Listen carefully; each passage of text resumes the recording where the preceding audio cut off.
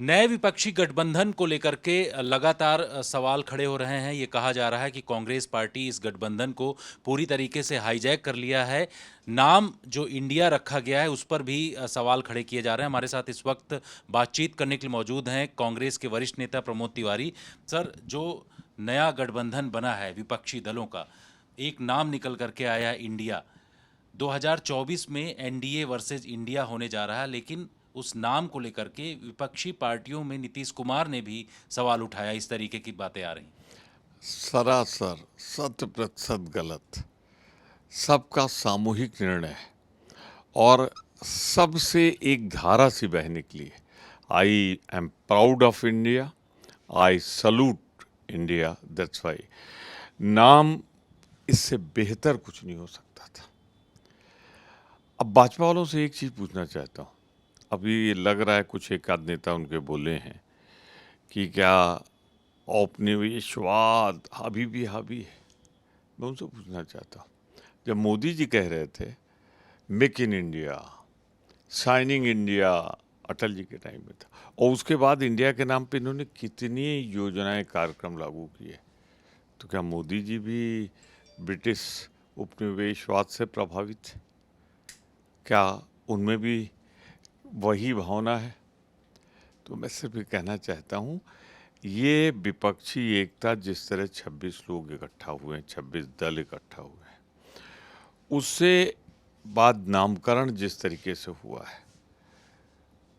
भाजपा पहले तो तेज बुखार में जो हालत होती थी वो हो गया, नाम के बाद मानसिक संतुलन खो गया है भाजपा का। इंडिया से इनको इतनी नाराजगी, तो अगर इंडिया नाम नहीं होता इसका क्या, तो उनकी राय से वो अपना कर ले, चाइना, पाकिस्तान, जहाँ से ट्रेनिंग लेते हैं, इजराइल। हम हिंदुस्तानी हैं, हमें इंडिया कहने में गर्व महसूस हो रहा है। लड़ाई अब हो गई है इंडिया बनाम मोदी। लेकिन नीतीश कुमार की तरफ से ये इस तरीके के बयान आ रहे हैं कि उनको इस बात को लेकर के नाराज़गी है, उनकी राय नहीं ली गई।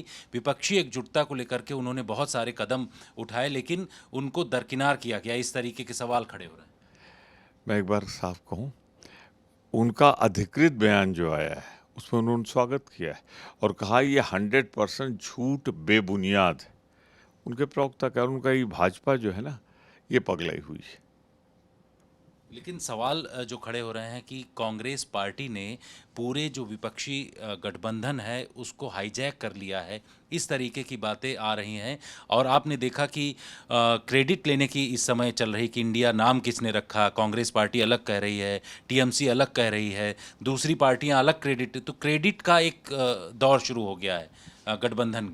ये चूंकि सामूहिक निर्णय है, सबका निर्णय है, सबकी सहमत है, इसलिए सामूहिक रूप से सबको बधाई, शुभकामनाएं।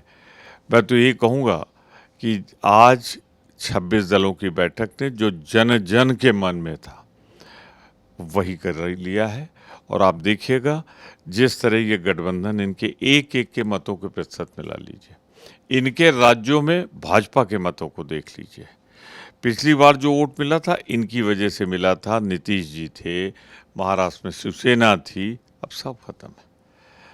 मैं तो कह रहा हूं कि शायद एक या दो राज्य में भाजपा 2-4 सीटों से आगे हो जाए, वरना कश्मीर से कन्याकुमारी तक भाजपा हर राज्य में हारेगी। 24 में क्या देखते हैं एनडीए वर्सेज इंडिया में? क्या सिचुएशन आप देख रहे हैं?